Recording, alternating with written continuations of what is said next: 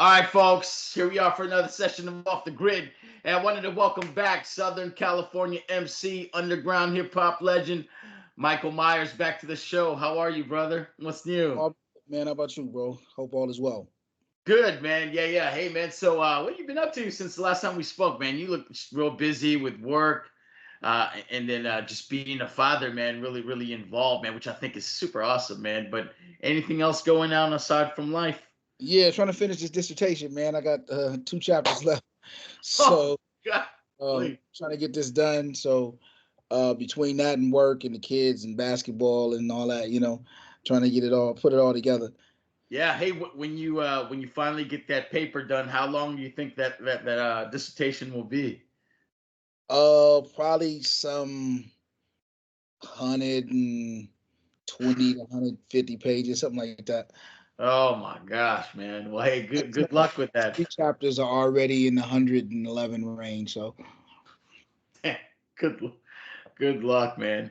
Yeah, I know the editing portion too takes quite a long time too as well. When do you have to get it done? Is there a time limit or? I mean, yes and no. I mean, the time limit is kind of when I get it done, but like Okay. I want to try to defend my proposal by Okay. May, so to be done before the summer's up. Okay. Hey, will this earn you your PhD or do you already have one? Yeah, no, it'll earn me my PhD for sure. Oh, congratulations. We'll celebrate when you get that, man. That's a big deal, man. Right on. Sure, for sure. It's been Okay. a fine. Yeah. Oh, man. Well, hey, man. So, hey, when we were talking the first time, we were quite short, and then we just found out there was so much things we wanted to talk about on the last session, man. And you had mentioned that you wished you had shared this great story about J Dilla, right? And so I Right, was right. wondering if we can go back real quick and talk about your encounter with J Dilla and the opportunity you might have had back in the day, man. You mind sharing that? Yeah, no. So I met Jay back around the Far Side days when he was working with the Far Side. So I Yeah. met him then, and it wasn't until like later on, Slum Village and all that, that I kind of got to meet him, and we were on the same shows a couple times, um and so right around, I think just after he did the record with Common, I ran into him in L.A. at a, I want to say, record store, and Oh, I was like, yeah, I'm trying to, I'm looking for some beats or whatever, and I know I probably can't afford you or whatever, but whatever, if we can make a deal, that'd be dope. He was like, look, I'll give you some stuff, man. We'll work it out. Don't trip. He's like, I like your shit. You know what I'm saying? So he yeah. gave me a CD or some stuff, and got down to it. The label I was working with was the situation was, they had went bankrupt, and so then I was kind of on my own. So Yeah. uh, I couldn't afford it. You know what I'm saying? I know he would have looked out, but Yeah. just from a respect standpoint, you know what I'm saying? I knew I didn't have the money to pay him, so I didn't even bother with it, trying to have him make a deal for me. I was like, I wouldn't disrespect your talent like that. So, you know what I'm Yeah. saying? If the time permits, man, situation gets better, then we'll circle back to it. It's never, fortunately, it never happened. Yeah, the stories I hear about him, just he seems like a real good dude, man, and just all about the music, man. And so that's awesome. Do you still own the actual CD that he gave you? I do, I do, Oh man, I do. I what a used a cool couple. piece of I history. used a couple on a mixtape I did for the 20th anniversary. For It's been a long time coming. Um, I went and got permission to use it, and use a Yeah, couple, whatever, and then a couple other new ones from Donuts or whatever. But yeah. but yeah, no, I remember like somewhere in either in my mom's attic or my garage somewhere, man, I got like beat CDs from Evidence and Psycho Les and Jeez. Pete Rock, and a whole bunch of just people that just the timing just never worked out. Yeah.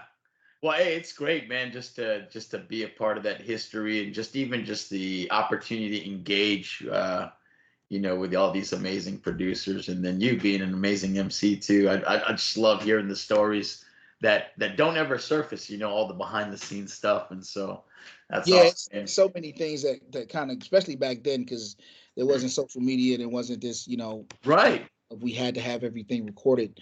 You know what I'm saying? So you go on tour with guys or be on the, backstage with guys or in the green room with guys and, just swap stories. And that's kind of what was all about back then, was really about, people just Yeah. kind of trading stories, man, and just, being in awe of the fact that we was in this great momentous time in Yeah. history. And at the time we all didn't know it. We were just trying to make a buck and trying to make it go, and just having fun, and Yeah. trying to our dreams. And then you look back 20, 20, 30 years later, and you was a part of this I big know. movement. And it's still shocking to this day.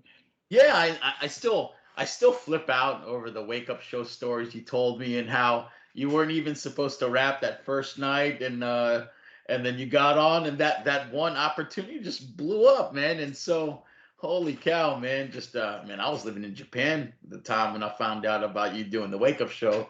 So and like you said, there wasn't social media, so it's just crazy, blows my mind. Idea the wake up show was in Japan, so Yeah. Oh man, we had like so my father was in the military, and so the show would sometimes broadcast on the American station, and so yeah, and so then I'm sure they were probably older sessions, but we would catch some time slot and try to listen to it, and so yeah, it wasn't until just like amazing. late in the wake up show days when I knew they were doing the simulcast with New York, and they were doing the different simulcasts with different countries.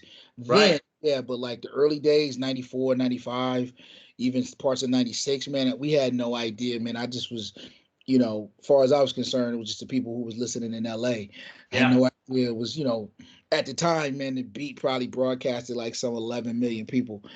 You know what I'm saying? So I had no idea, man. I like I said, I wish if I could go back and get in a DeLorean and go back in time, man, I would definitely go back and record that stuff just to see it then, and just to know how naive and unknowing we were about just the time and the opportunity. And I'm curious too, with all your older stuff, did you have the issues that a lot of people have in terms of not owning your masters, or do you own all your music? Well, at the time, it was kind of a 50-50 venture with the owner of M Boogie or Il Boogie. His name was M Boogie. But then when the label went bankrupt, he felt so bad about the situation that he ended up giving me my masters back. And so Yeah. and then so like EMI was gracious enough, because EMI was the distributor. They were gracious enough to send me all of the physical copies that they had.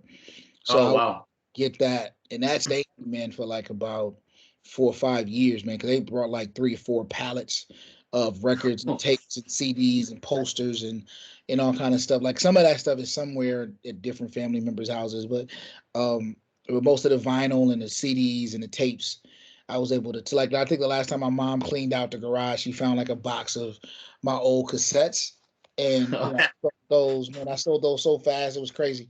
And I sold those in like, I want to say 2020, like 2019, 2020. So and like I remember when we did the first record, cassette tapes were like just about to be out of style. Yeah. And Oh, okay. we didn't even do them for the second album. Oh man, and now they're coming back, right? Got them coming So back. Who knew? yeah. Oh man, so that's crazy, man. I love that story. So there's a bunch of gold sitting in different family members' houses, man. All those classic tape CDs and vinyl. It's awesome. It's good to know that they're somewhere.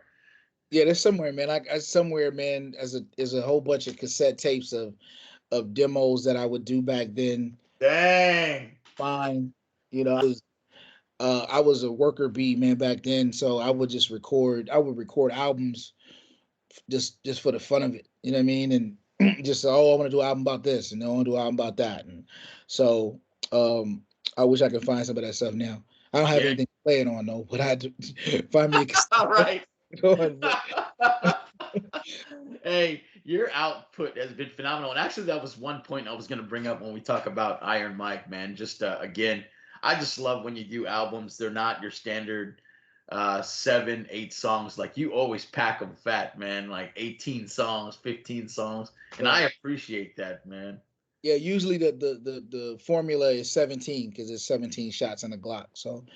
Ah, So okay. usually That most was of the the math.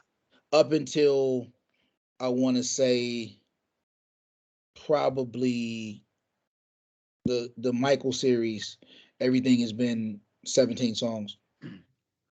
Oh man, great. I love it, man. And I appreciate too also being a consumer and just man, you really get, your money's worth out of an album too. Quality hip hop. That was always the point, man. Because like at the end of the day, like you, I'm a consumer too. So like when I want to, I want to invest $10, whatever it is, in somebody's record.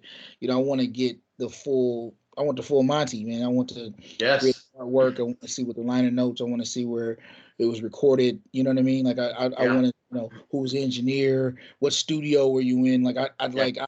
I'm a music nerd like that. So like I remember as a kid just looking up everybody's liner notes and like, oh, they did this at Electric Lady Studios, or they did this at the Sync Studios or whatever. So when I would go to different cities, I want to go visit those studios where Oh, those. interesting.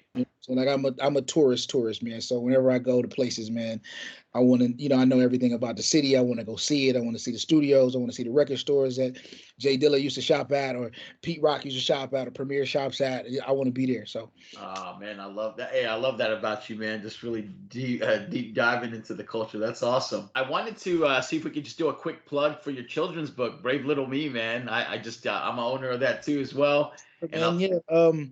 I did a little story, man, called Brave Little Me, about bravery and courage, and just being embracing the fact that everybody is different, and embracing the difference in within yourself and your uniqueness in yourself. And yeah. for those who want to indulge in it and help support, you can go to michaelarrington.education.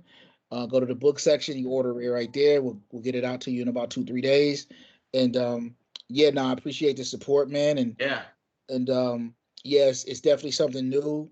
The fact that I have a history as a retailer, as selling music, it was same grind, different beast. You know what I'm saying? So Yeah, yeah, yeah. Yeah. but it's been fun though, like to read it to little kids. And Yeah. and I didn't realize how big a deal it was until I started reading it at the elementaries, and they get to see a real live author. You know what I'm saying? And That I had is to really take off. And awesome. that wasn't the goal. The goal was to write a book, hope it was good, hope people liked it and they bought it. But Yeah. to in front of people and see the impact, like they are, some of these kids have never seen Yeah. somebody like me before, and the fact that I kind of look like them makes it even better. Oh, that is super cool. And I love the description on the site, right? And if you don't mind, I'm just going to read it real quick. For the book, embark on an unforgettable journey alongside our courageous protagonists as they overcome obstacles, conquer fears, and discover the true meaning of bravery, man. I thought that was awesome, man. And so, yeah, no, great, man. I love how you continue to be a positive role model in the community, man. Shout out to you. Not for sure, man. I had some great mentors along the way, man. So I'm just really paying it forward, if I'm honest. You know what I'm saying? That's some real people, good people. Like Harry Belafonte was a good mentor of mine. So Oh, wow. I'm just, I'm standing on his shoulders. So Man, hey, with that, as long as I've known you, man, I also wanted to just mention and talk to you about the importance of being resilient, man.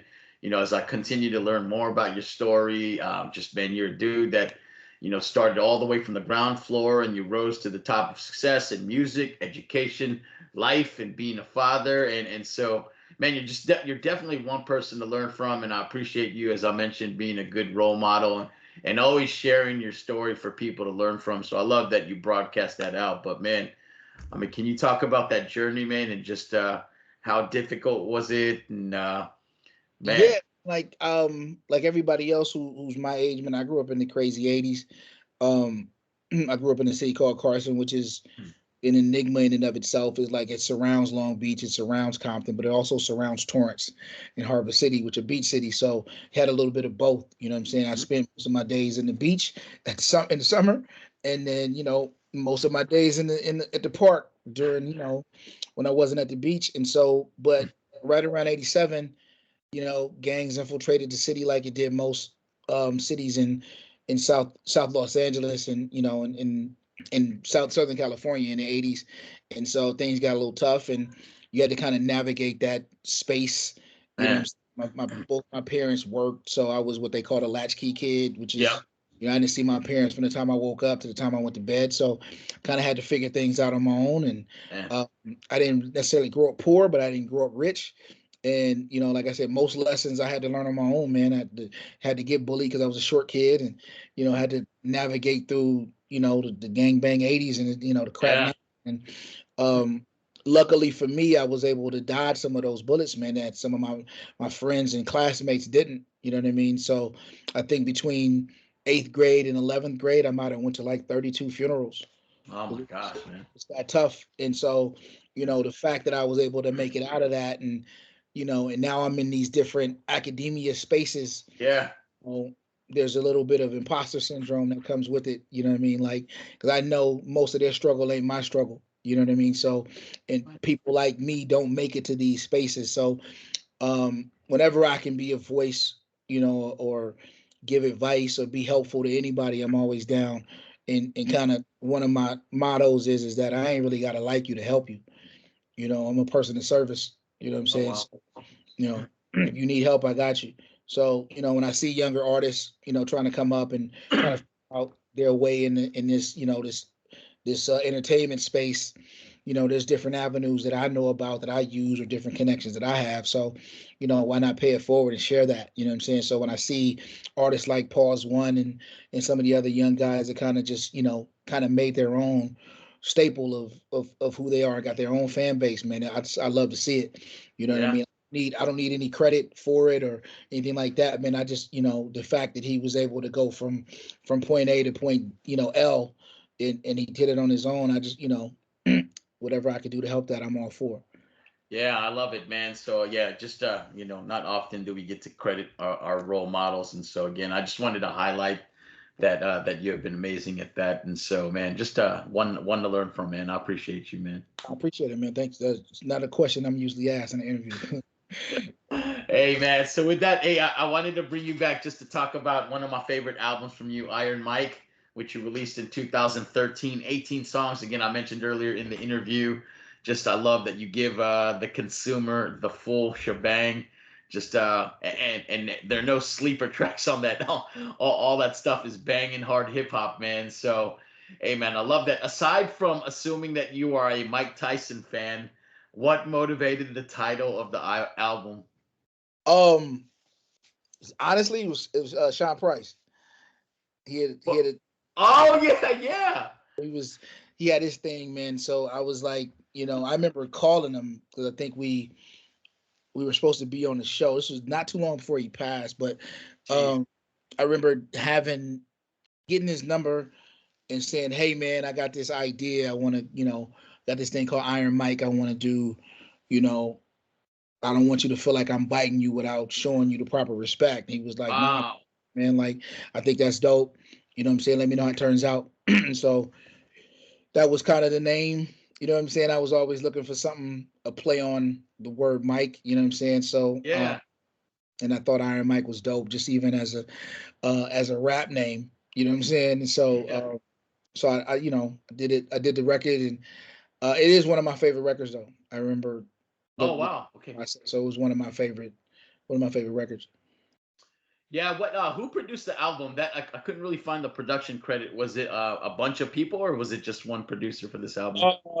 It was mostly me and Voodoo from my old Western Hemisphere days. Oh So my gosh. most and him, I can't think of. I don't think there was anybody else that produced that record. Yeah, that was amazing, man. The beats were hard. Holy cow, It, man. it was one of those where I was just really trying to figure out as a producer what I wanted it to sound like. Okay. Sounding like I wanted a different kind of mood that what was familiar was still the same formula with the scratch hooks and the hard snares, um, but digging deep for different samples you know was the goal of trying to make something unique, Yeah. but it sounded dope. You know what I mean? And so every song, either topic wise or beat wise, hit you in a certain way. It made you feel something, and like that was what I'd like to do. I like to create mood music. So Yeah. Sonically, Mike, I thought it flowed together quite well, man. So it's just yeah, man. Good choice of putting those together. How long did it take you to it's a record the it's a album? for me it's a process. Like the album sequencing, man, it's a process. Like it's a Ooh, real meticulous. I Like I bet. listen to the songs at nausea, man, for months before I even like I listen to a record. I could get songs done, and I'll listen to it for about 2-3 months before Oh it's. man. You know what I'm saying? Because like because if I keep hearing it and I feel some kind of way about it, then it probably won't make the record. If I keep hearing it and I like it every time I hear it, then I'm like, all right, this is gonna make the record. So then it's a matter of topic wise, does it flow? Is it like a book? Does it make sense? Topic wise, and then sonic Yeah. makes sense. So it's a process for sure. Man, yeah, that was great. I also love like the cover of the album. It kind of reminded me of the old school Master P No Limit style cover. And so what inspired you to go with that type of cover art for the album? So my guy I have, man, a dude named Mark Thompson out of New Zealand. He's done every album cover for me since the Trials of Job. So from my Whoa. record on to the last record, he's done every cover. So I usually give him a theme and then he'll run with it. And I was like, I said, I want something that like doesn't look like anything I did before, Yeah, and that's uh, true. something like fun but serious simultaneously. Yeah. So we Yeah. we decided on that. I gave him like a whole slew of pictures that I had, and Uh-huh. that was what he went with. He wanted to go with the old school Myk, whatever. Yep. And so from that though is how my logo changed. Ah, gotcha. I like that Myk, and I was like, man, look, I need a logo like Public Enemy that you see it, you don't need no words behind it, you know what it is. So the old school Myk with the straight jacket is my logo, and Ah, man, it's so cool, it just man. makes sense. So, but yeah, from that though, it was mostly him, and then we put together a nice product. Yeah, that was really cool, man. So again, one of my favorites, and there were great features on the album. You had Bishop Lamont, Yeah. Opio, Sadat X, Tony Clifton, and so yeah, man. Was that it sounded like you got a very deliberate process, and just there's a deep look at the songs that you do before you release it. Did it take a year, 2 years to release this project? Oh, Do you I recall? don't ever take me that long. I Okay. think it took me about maybe 5-6 months, and it was Oh, okay. just I was Wow. recording, I was just recording and whatever, and I didn't have any focus. I had these beats, I had these songs, I had these ideas, so I would record them. So it wasn't until I was like, okay, now I want to make an album. I'm gonna call it this, and then I'm gonna make these songs deliberately, and Yeah. then so from that the process is really quick. But like I think I had recorded a couple of those joints, just kind of just demos because I was itching to get back in the studio. Yeah. Think like it's a couple of them I can't think of off the top of my head, but like stuff more towards the end of the album was probably done first. Ah, gotcha. Hey, did you for this particular album? Did you do the mixing and mastering, or did you outsource that too? I did the mixing and mastering. Jesus, I'm usually in the process. Sometimes I don't always master, but I'm always in the mix. man. All right, that's money, man. And it's a good listen, man. And I've given it, it recently just to listen several more times, man, just to reminisce and go through the album again. And I picked out a couple favorite tracks that I enjoyed from the album. The first one being track number 2, "Salvation is Salvation," and I want to Oh, read some oh my some lyrics back to salvation, you. my salvation. My salvation is my salvation. That's what it is. That is man, and just in general, dude. Oh man, dude, you just your lyrics are barbaric, dude. Hey, this one had, yo, I'm like Moses turning water into blood, stick the mic in the ground, and the frogs paint mud. Then comes the gnats of life, then come the flies. Every animal in my vicinity will die. Then come the boils, then the thunder and the hail, the locusts and the darkness, and your firstborn Firstborn male. male. I was like, God dang, So it's all of dark. that is a play on the book in the Bible, That's Exodus. right. So um I was just being clever one day, man. And I just remember when I started rhyming, and um by the time I got to like the eighth bar, I was like, I'm going in. I'm going all Yeah, the way. that was By the some time I got dark. to like the Moses reference, the thing that you read, Yeah, all I could think about was the movie Charlton Heston and yeah, whatever. yeah. That's exactly what I So thought. right. I And so was I was like, like, the end of the here, world. I remember, yeah, like the firstborn male. I remember the locusts and the gnats and the flies, and all the animals died. I was like, how make all this make sense? So Yeah, Yeah, it definitely was a biblical reference to it for sure. Oh, pestilence, and you made reference to it, and I was Right. like, dude, the world is about to end, dude. That's what I felt, man. But I love that track. So thank you for the background on Watch that. me turn these live shows into Exodus, yes, for sure. Yeah, is that one of the songs that you perform? Yeah, it's one of my favorites to perform too. I really just perform that verse. And I remember doing it at hip hop camp in the Czech Republic. And I remember like people were sitting there and they were like, they heard the beat and they were like, what is this? And then next thing you know, I started just hitting them with these biblical verses and everybody was kind of like, I remember like not getting much feedback from it. Everybody was kind of sitting and listening and shocked. And then once it was done, they were like, oh, so It was um crazy. so that was dope. But yeah, that's definitely one of those rhymes that I hope in years to come people will break down and really see Yes. everything that I said, like just like you did, like everything I said in that particular verse was purposeful. Like even using the word pestilence, it was another biblical term. Yeah, exactly. So I thought it was dope. Like I know as if I was a fan and I heard it, I'd be going nuts too. Dude, I was like about to do the sign of the cross, man. That was crazy. But the line too, it was like when it got to the part about every animal will die in my vicinity. I was Right. like, golly, yeah, that was raw, man. So yeah, I just that continues to be one of my favorite tracks from the album. Super dope. Yeah, no, Hey, dope. Now I think about it, like you could press your luck. You don't want to mess with us. Watch the live shows in the Exodus. Yeah. yeah. Oh my gosh. And it's funny too, man. It's like that song wasn't even gonna make the album. Dang, are you kidding me? I was sitting back, man, listening to what I already had. I think I had like 30, 40 songs already. Yeah. And I had the rhyme and I just was like, I don't know.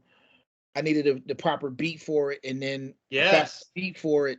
And I think that literally was the last song I recorded. And then Wow. I'm mad at it because I didn't deliver it the way I would have wanted to.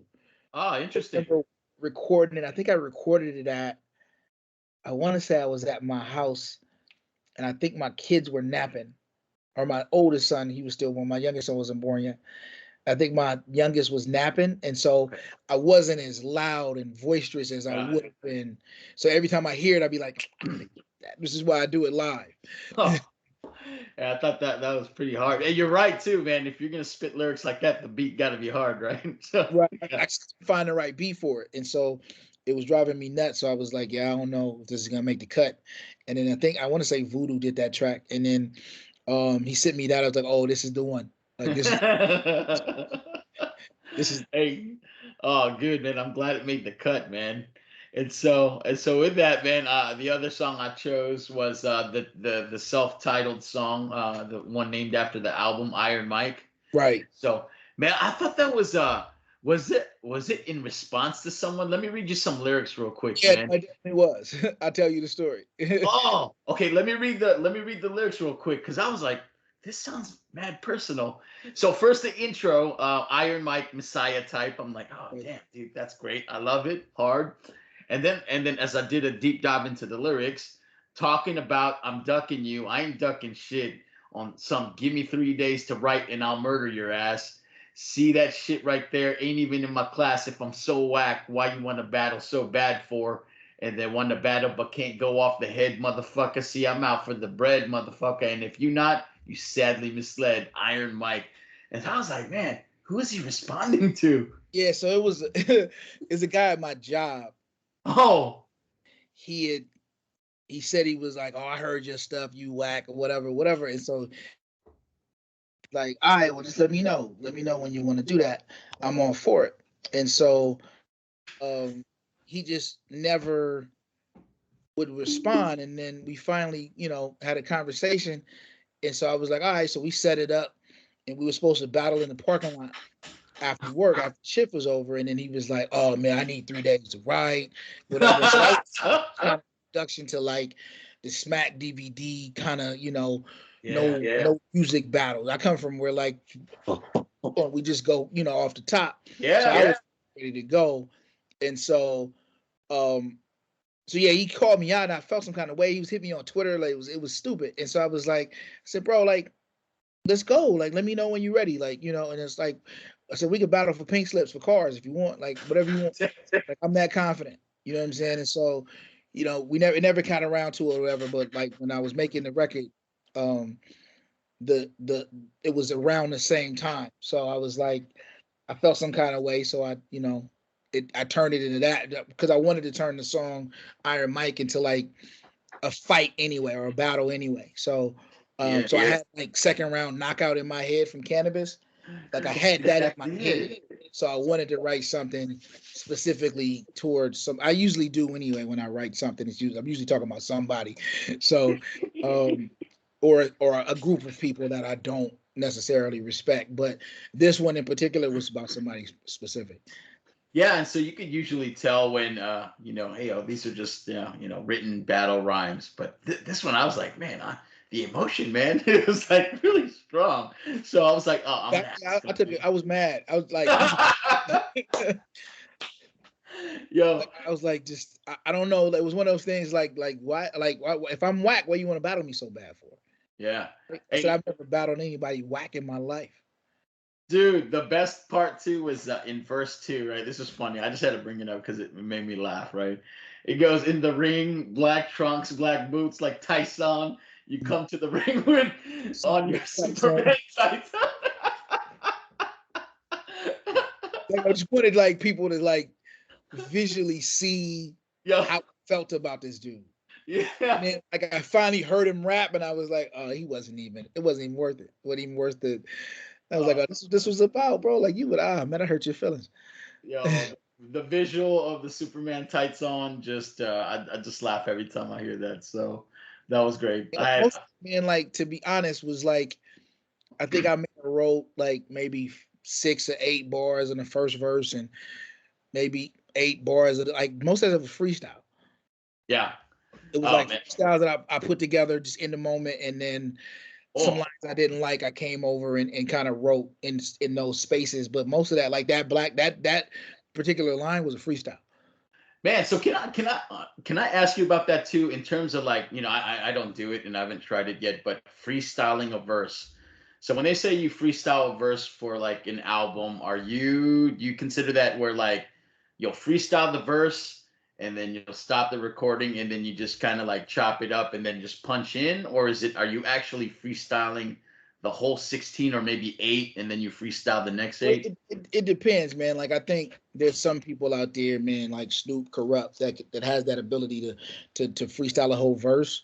Jeez. I know. I think 1 or 2 songs I did for Pause One. I think I on that Double Homicide album were freestyles Yeah. like right off the top. I didn't write nothing.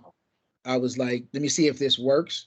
That's So amazing. when I'm in the studio, that's kind of how I do. So when I was in the studio with Iron Myk, it was like, I had this idea how I wanted to see it. And so turned the lights off, had the music cranked up in the headphones, and I was just like, let me see what I feel. So I just started rapping.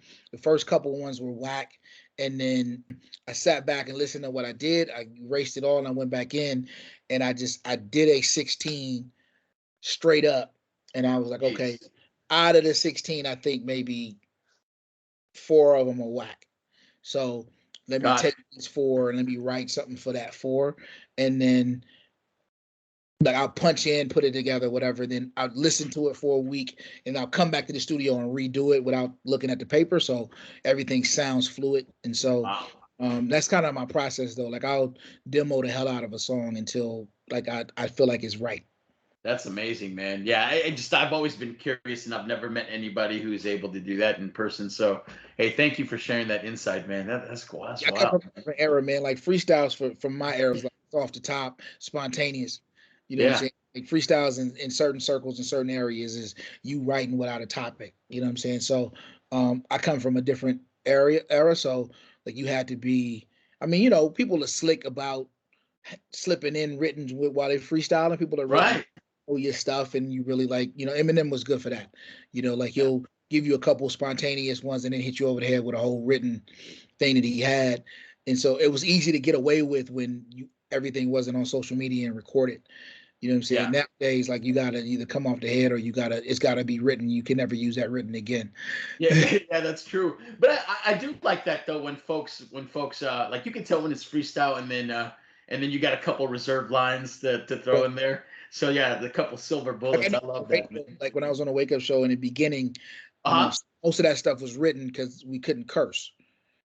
Ah, You know what I'm yeah. saying? So, like I couldn't come in there and be like, cause I know I'll drop an F bomb or two just because that's an easy go back. You know what I'm saying? Like when you run out of words, you can always rhyme luck and F the F word. So, you know, Yeah. so I try to stay away from that. So I would have verses prepared for that. Most times Yeah. I would write that week, practice it, and then go that Saturday and perform Yeah. it. Did they have the button for you guys when you were doing the freestyles to where like they need like I think I've seen MC Juice when he was doing it and then he had a Yeah, curse word and Juice was like by the time that came along, they had that mechanism to mute. yep. But when I first went, for Nah, not at all. when I first went, you get cursed. So it was F this, F that, Oh, and crazy. FCC got involved because like I said, the viewership got or the listenership got so crazy. Like Oh, it was, wow. 2, 3, 4 million people tuning in. So they're like, oh, we got to be more responsible for Yeah, yeah. kids that could be listening. So I remember the FCC being a thing, and they would always tell you before they started the Love Cock Battle, man, don't curse. Like you can get away with a couple shits, but no F bombs. Yeah. Hey, did they start finding it all or no? Was that a I thing? think it got to the point to where I think one night they got shut off. Oh, wow. FCC cut them off mid battle, and I think it was like maybe 15 minutes left in the show anyway, so it didn't really matter. Yeah. But it was Lesson like learned. in order for them to come back, they had to make sure that they abided by the rules. No, fair enough, man. Yeah, it's a big part of the culture, man. So just amazing to get more background info on it. That was I awesome. bug out that I was a part of that. Yeah. So with that, man, freestyling, man. Forget about 3 days having that was Yeah, that was yeah, not that was a great story. where I'm from. Yeah. Hey, well, the next track I picked was "Open Your Mind." Oh And yeah. so, oh man, another hard track. And so, one line in particular that I wanted to bring up was where you mentioned had a talk with Satan. He gave me a standing ovation. He said no one was more evil with rhyme creation. Holy, yeah, holy man, so graphic, man. And so, man, like, what are you thinking when you're writing, man? I mean, does it? Oh man, just That's one of the lines, man. And, if everybody thinks this is the most evil thing on the planet, he gave me props for being evil, then I think I'm pretty ill then. That was more of a braggadocious kind of, mother. yeah. Oh, I love it. That was some MC shit. Oh, hard. Yeah, that one that the had to talk with Satan and the standing ovation line. I was like, Jesus, man. But I think the dope part for me in that song is that my cadence was so staccato. I don't Yeah. think I ever had rhymed like that before. Ah. Yeah, and how experimental are you when it comes to writing, man? Are you trying to always flip your style? I mean, you're very good at different styles, but is it difficult for you to do? It depends. Sometimes it's on the beat, man, and so like sometimes like I write on the beat. Sometimes I write to a beat. Sometimes I don't. Or Ah, sometimes okay. the beat that I wrote it to isn't the beat that I end up recording it to. And Ah, so, that good point. but by the time I got to that beat, I had known that rhyme inside and out to where I can configure it and make it go whatever way I want to. So, um, that was the same with that song. When we finally got, I didn't write it to that beat. I wrote it to something way slower. Ah, So I had more room to play with how I enunciated syllables. You know what I'm saying? I had to talk with Satan. He gave me a standing ovation. Like I never write like that. You know what I'm yeah. saying? Like because I knew the rhyme so well, I was able Ah, to. that you could flip it. Yeah, Yeah. I can fit it in any pocket I want. Yeah, and so that's it's just amazing too. Like it's like Shit, like I learned that from being an MC and doing live shows uh, and being on a wake up show where you don't know what beat is coming. You just got to have a rhyme ready.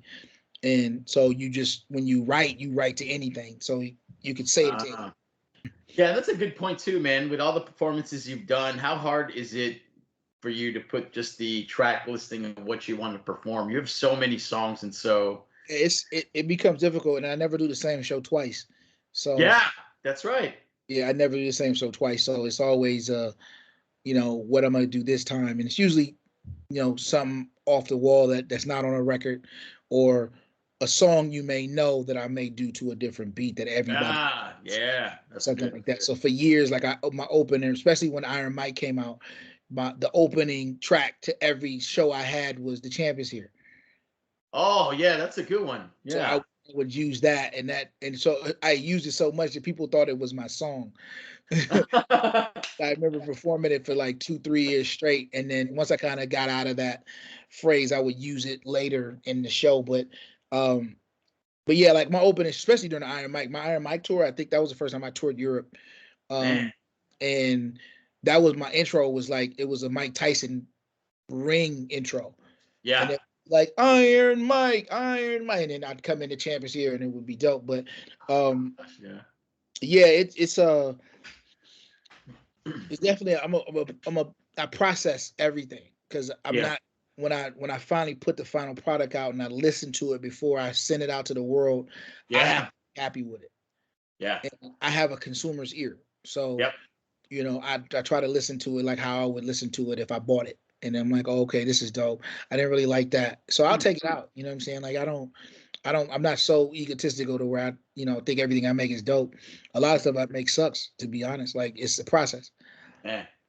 Yeah, just wow, especially like the high volume stuff that you put out. Just again, it's always high quality for me. So it is apparent that you do some critical thinking when you release this stuff, man. Just from lyrics to just the intricacy of the beats, man. Wild. Yeah, for sure, man. Because I never want like I remember when I put the first record out. It's been a long time coming. There was some songs on it that I wasn't happy with, but the label was, so I wrote it. But then those are songs I don't listen to now. Yeah. And like I told myself I'd never do that again. Ah. You know, if I like it, I'm rolling with it. You know what I'm saying? And so Yeah. it's what whoever is helping me finance it or whatever may say, like Yeah. there's a reason why this song goes on there. So like you listen to Iron Myk, there's a couple songs that people may be like, oh, it's whatever, but like it meant something to me. That's why I made it. Sure. Oh man, that's great, man. And so again, track after track, man. So the last song I chose from the album that I really enjoy, it's because of the beat too, aside from the lyrics. But "Give 'Em Hell," and Oh, yeah. so yeah, I thought it was like a Leave It to Beaver sample. I'm not sure. Did you produce that one? Do you recall? Yeah, it's a Disney sample. Oh, dude, yeah, Or correctly. It was like a Disney record or some kind of children's story record or whatever. yeah. It sounds like, oh I man, just that's thought it was dope. Like it, it was one of them like I remember making it and I remember having it be for a minute and thinking like it was dope, but then like it really didn't hit me till like I started to record and like how dope that song was. And it's definitely like yeah. something that gets the crowd moving when I perform it.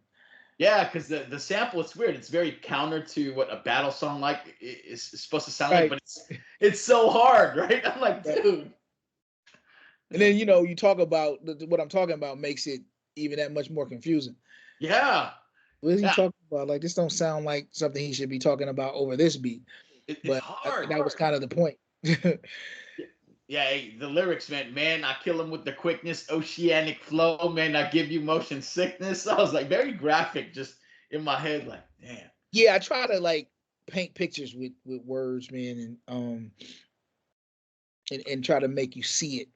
Yeah, that's a great way to sum it up, man. You do that very well, like the Satan standing ovation, the gnats and the flies, animals all die, all that stuff. I want Very you to see graphic in my like head. I want you to see what I saw, which was Charlton Heston in Yeah, the I sure did. I was like, golly. And so all that stuff, man, as an MC too, you're like, how come I don't think of that? Right, yeah. I mean, I had those moments too. Every time I hear Black Thought, I'd be like, damn, I should have used that. I should have said that too. Why didn't I think of that? Oh man, so great. And then the hook was dope, man. I got bars like a jail. You need to change your game up, man. You getting stale because I came to give them hell. Shit, y'all calling lyrics these days. You wish I failed, and that, and just the Yeah, crowd. the record was like after my son was born, Okay. so I had took some time off, like Ah. Okay. Take It in Blood and that Yeah. I think Yeah. Take It in Blood came out in '09, 2010, and then Yeah. I record with a group in 2011, and then I got married in 2011, and then I had a son right after, so I took some time off. So this was Yeah. kind of a comeback. And then so what I was hearing was, I wasn't hip hop enough anymore. Oh, interesting. In Man. the city, like, underground had changed, and Okay. everybody was doing different types of stuff. And then here I was, kind of one of the elder statesmen now, and it Yeah. was, oh, he doing that old school stuff, and so I just wanted to, let them know that, one, I can still rhyme, and two, Yeah. I'm a slouch when it comes to putting a record together. Yo, that makes sense. So because there's one particular line in there where you talk about been hibernating all of 2012. So Right. now 2013, I'll give them hell. So that makes sense. So you're coming off of when your kid was first born, or yeah, it was first born, and then just kind of Yeah, and like I dove in as a yeah, father, man. I like it was, it was my first son, so like that makes I didn't sense. do nothing. I didn't go anywhere. Like I was all daddy all the time. Yeah, holy cow. Well, hey man, that was an amazing album, man. 18 tracks of just hard hitting boom bap raps and rhymes, and again, one of my favorites in your catalog, and another masterpiece in the work that you've done.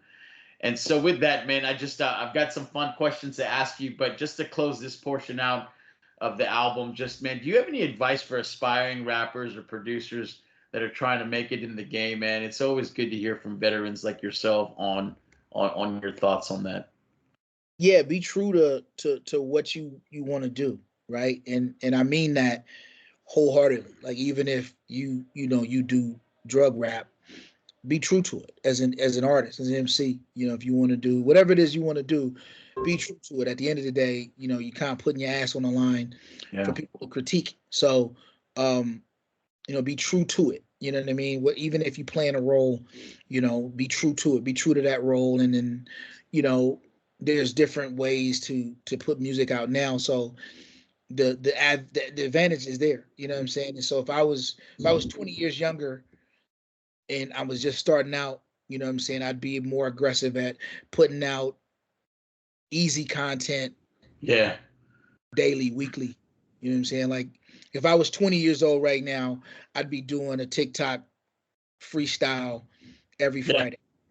Oh man. And Okay. that would come into a song every Friday. And then I'd put that one song out, you know what I'm saying, and see how it goes. And then, after you start accumulating views and likes or whatever, then hit them over the head with a 10-song album. I love it, man. No, hey, that's great advice. Hey, thank you for sharing that. Much appreciated from a veteran like yourself, man. All right. Hey, with that, I got some fun questions to close this interview out with, and let's see. Let me have you put your thinking cap on, man. Hey, first one is professional wrestling real? No. Did you watch it at all? No. I did as a kid. I was a Yeah. Hulkamaniac for sure. Did you eat the WWF ice cream bars? Do you remember those? I did. Yep, I did. I did. Yeah, I was with it all the way up until, like, I think Hulk Hogan became a bad guy, and that's when I kind of grew out of it. Oh, right, right. Like, I get it. It's all for show. But I That's mean, right. it was entertaining, especially in the '80s. It was entertaining, and Yeah. it's part of that, the '80s run. So, yeah, it was definitely, but it wasn't real though. I mean, No, not that those dudes weren't athletes, but a lot of stuff was scripted. It's like reality shows now. that's right, man. It's fake. That's a good way to put it, man. It's fake real for sure. All right. Hey, if Mike Myers could have any superpower, or yep, superpower, what would it be and why? Time travel. Ah, I want to go okay. back in time. All right. I would love And to go that's back actually and talk to my younger self, but I definitely would love to go back in time to see some of my heroes from yesteryear. so that was the question I had. It was if you had a time machine, would you travel to the future or back to the past? So the past, huh? Yeah, definitely the past. I would Okay. definitely love to sit in a room and have a very candid conversation with a Malcolm X or a young Martin Luther King, Oh wow. just to see what they were thinking at, like what Martin Luther King was thinking at 25 when he decided to be the face of the civil rights movement. Yeah. The stresses and the probably the insecurity he may have had Sure. wanting to, be the face of, something as tremendous as that, and at a time where it wasn't popular at all. Yeah. He's beloved now, but he was one of the most hated men of his time. So, I would love to know what I know now and have that conversation and be like, oh, he was scared as hell, but he Yeah, was that's right. to do it. That's right, man. Oh, So, that's an interesting answer to the question, man. Thank you. All right. Um, hey, here's the next one. If they did a movie about Mike Myers, tell me which actor you would pick to play you. that's a good one. Uh, Maybe his name is Steve Harris. Oh, I don't know who. I'm not sure who that is. Steve Okay. Harris's brother, but he played in a couple movies, couple TV shows. He was in a show called Boston Public. I Okay. get recognized that I'm him every time. Oh, okay. Yeah, yeah. So every Christmas, somebody's like, "Oh, your Boston Public show is my favorite show." I'm like, "Oh, that's the other one." I do But know he's who you're talking older about than now. me, so that wouldn't work. But yeah, somebody good, hopefully, you know what I'm saying? Somebody that can really kind of act Okay. and be me. I know I'm simplistically complex. Yeah. Hey, that's awesome. Yeah, his face like popped into my head as you were describing him, man. Hey, what about your leading female? Who would you choose? To play my wife, Yeah. we joke all the time. Like if I ever had an opportunity, it would be Selma Hayek. Okay, there you go. But Good. somebody short for sure, because my wife is short. I love it, man. Somebody short and Hispanic for sure. All right. Hey, here's the last question for these fun bunch of questions, man. If you could choose one song to play every time you walked in a room, what song would that be and why? It's funny um so at my job we had to pick a walk up song. Like, what were my walk ups? And so it's always still DRE. Oh, I love it, man. So that would be my theme song for sure. Oh, that's a good one, man. People were like, well, why that song? I was like, because it embodies LA. When you hear it, the first thing you think of is LA. You want to put, Yeah. you think California right off the top. So Yeah. that's why I chose that song. Very, very good choice, man. Well, hey, with that, are there any projects that you're working on that you want to highlight for the folks listening in? So yeah, man, it's a sneak preview. I haven't told anybody else yet, man, but um I'm working on a series of albums, kind of like I did with the Michael chapters. Oh, okay. It's called The Kingsman. The Kingsman chapter 1 through 4. I have 42 songs written. I'm starting to do the beats now. This is kind of the first time I've ever I got a list of songs that I'm making beats for. So Wow. so that's been a challenge in and of itself, but I am super duper happy with where I'm at as an artist writing wise right now. It Love it. it bodies me at 50 as opposed to me at 30. Oh, man. Songs about there's a lot of different songs. A lot of it is about resilience. A lot of it is about perseverance and um, my place now in the world as an artist, as a man, as a father, as a mentor. And then there's some creative songs, the stuff where I talk about you know my struggle with how I got here. Yeah. And so then there's a couple of songs where I'm Mike Myers the MC, Yep. whatever. It's not a lot of that. It probably won't be a lot of that. Yeah. You'll have to catch the MC in the rhymes of me telling the story. You know, Gotcha. like I wrote a song just recently called Scooby Doo where I'm talking about um literally like a lyrical version of a Scooby Doo episode. Oh, shoot. That's awesome. You know what I'm saying? So That's awesome. and I was literally watching Scooby Doo one day with my kids, and I was like, I'm gonna write this joint. So it's like a murder mystery. Oh, that's so cool, man. Hey, So if anybody could do it, I know you could, man. yeah, I'm definitely trying, man. And so there's that, and then I've been asked to do um Crime Stories Part 2. Oh, So man. I've been asked to do. Somebody said they would fund it and put it out, and even do Amazing. videos for it. So I'm thinking about taking them up on that offer because that'll Wow. be dope. Oh, that would be great, man. Oh, man, a lot to look forward from Yeah, yourself, I'm man. I'm not done just yet. I hope not, man. You got a lot of dope music, and I hope it continues on. And And so again, hey, thank you again so much, man. I appreciate it. Like I mentioned to you all the time, man. Hey, you're a living legend, man. Your catalog of music speaks for itself. You're an amazing role model, and I love watching you just continue to rise up to success, man. And I'll continue to cheer you on. But it's been an honor to be able to share your story multiple times, and I'll continue to do that. But I'm a big fan, man. Thank you, Mike. No, I appreciate it, man. I appreciate the level of detail to my music and my artistry, man. So I appreciate it. You don't often get that. You know, people to want to interview you because you're pretty popular, or you know, like you said, some people see me as a legend or whatever, but never is the level of detail um, to where people are breaking down my rhymes or asking me about things I said or context to what I said in the Yeah. interview. So I appreciate that. Yeah, I'm a true fan, man.